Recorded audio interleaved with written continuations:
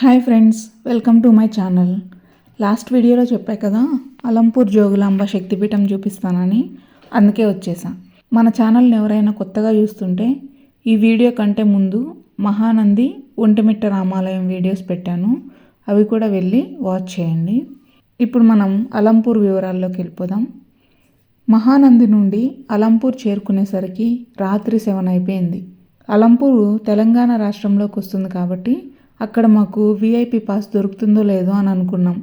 కానీ మా husband call చేయగానే టెంపుల్ ఎండోమెంట్ డిపార్ట్మెంట్ వెల్కమ్ చెప్పి పాస్ ఇచ్చేశారు. వెళ్ళగానే ఎంట్రన్స్ ఇలా ఉంది. చాలా పురాతనమైన టెంపుల్ అనమాట, అందుకే ఇలా ఉంది. ఇక్కడ కనిపిస్తుంది సుబ్రహ్మణ్య స్వామి గుడి, క్లోజ్లో ఉంది. అలా లోపలికి వెళ్తే శివాలయం వస్తుంది. అక్కడ దర్శనం చేసుకొని ఇంకా లోపలికి వెళ్తే అమ్మవారి టెంపుల్ వస్తుందన్నమాట. ఎంట్రన్స్ ఇలా ఉంది. నిజంగా ఇక్కడికి రాగానే ఏదో ఒక పాజిటివ్ వైబ్రేషన్ లాగా అనిపించింది. మేము కరెక్ట్గా మంగళహారతి టైంకి వెళ్ళాము. విఐపి పాస్ చూపించగానే లోపలికి తీసుకెళ్ళిపోయారు. ఒక 15 మినిట్స్ పైనే హారతి ఇచ్చుంటారు.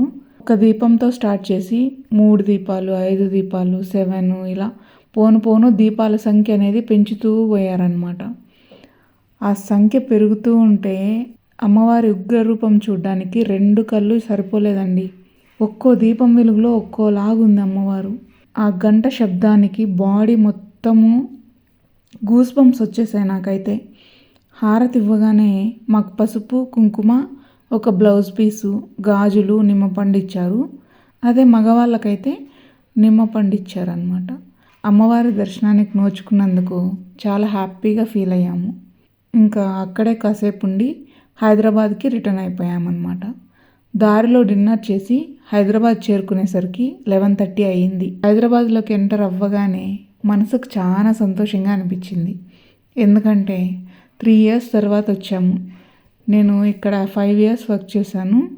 నేను తిరిగిన రోడ్స్, మాల్స్, రెస్టారెంట్స్, మా మ్యారేజ్ ముందు మేము కలిసిన ప్లేసెస్ అండ్ పెళ్ళికి మేము షాపింగ్కి తిరిగిన ప్లేసెస్, అన్ని స్పాట్స్ అలా చూస్తూ ఉంటే ఆ రోజులన్నీ గుర్తొచ్చేసాయి.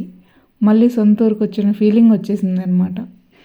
నాకే కాదు, మా హస్బెండ్ ఎడ్యుకేషను, తన ఆడిన టోర్నమెంట్స్ కానీ, తన ఫ్రెండ్స్, మేము మీట్ అయిన ప్లేసెస్ అన్నీ ఇక్కడే కాబట్టి ఇద్దరికి హ్యాపీగా అనిపించింది.